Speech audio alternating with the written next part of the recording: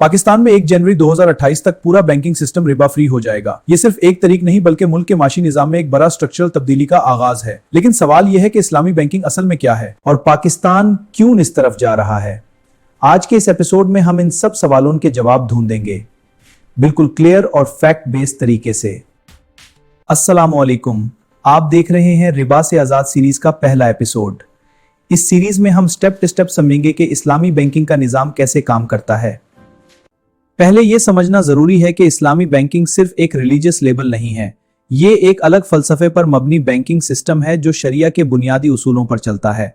इसके 3 मुख्तसर उसूल हैं। पहला रिबा यानी सूद हराम है, दूसरा गरार यानी एक्सेसिव अनसर्टेनिटी मना है, तीसरा मैसिर यानी गैम्बलिंग जैसा रिस्क अलाउड नहीं। इस्लामी बैंक पैसे को सीधा कर्ज नहीं देता, वो अपने कस्टमर के साथ हकीकी मामले में शरीक होता है। नफा हो या नुकसान, दोनों हिस्सा लिया जाता है। अब सबसे इंपॉर्टेंट बात, इस्लामी और रवायती बैंकिंग के दरमियान बुनियादी फलसफी फर्क। रवायती बैंकिंग में पैसे को एक कमोडिटी के तौर पर देखा जाता है। बोला जाए, आप किसी को पैसे देते हैं और सिर्फ वक्त गुजरने की वजह से ज्यादा वापस लेते हैं। इसमें लेंडर का कोई रिस्क नहीं होता। ये टाइम वैल्यू ऑफ मनी का कॉन्सेप्ट है। इस्लामी बैंकिंग इस कॉन्सेप्ट को रिजेक्ट करती है। वो कहती है कि पैसे खुद से वैल्यू नहीं पैदा कर सकते, उन्हें किसी हकीकी असासा या मामले से जोड़ना जरूरी है।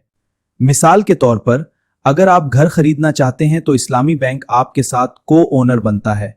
वो घर खरीदता है और आप उसे किस्तों में खरीदते हैं।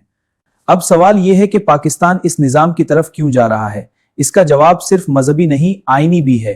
पाकिस्तान का आइन शुरू से ही रिबा को खत्म करने की बात करता है।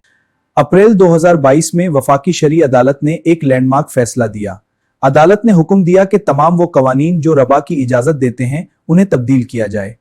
उसके बाद पार्लियामेंट ने आईनी तरमीम पास की और 1 जनवरी 2028 को पूरी तब्दीली की हतमी डेडलाइन मुकर्रर कर दी। बैंक ऑफ पाकिस्तान ने भी अपना विजन 2028 जारी कर दिया है। अब यह समझना जरूरी है कि इस तब्दीली के पीछे सिर्फ एक फैसला नहीं बल्कि कई वजूहत हैं। पहली वजह आईनी और मज़हबी जिम्मेदारी है। दूसरी वजह माशी इंसाफ का कॉन्सेप्ट है। इस्लामी निजाम में नफा और नुकसान दोनों हिस्सा किए जाते हैं। तीसरी वजह पिछले ग्लोबल फाइनेंशियल क्राइसिस से लिया गया सबक है। लेकिन यह तब्दीली इतनी आसान भी नहीं। सबसे बड़ा चैलेंज हुकूमती कर्जों को सुकूक के थ्रू तब्दील करना है। इसके अलावा ट्रेनिंग और प्रोडक्ट डेवलपमेंट भी जरूरी है। लेकिन गवर्नमेंट और स्टेट बैंक का अज़्म वाज़ेह है, ये तब्दीली वक्त के साथ होकर रहेगी।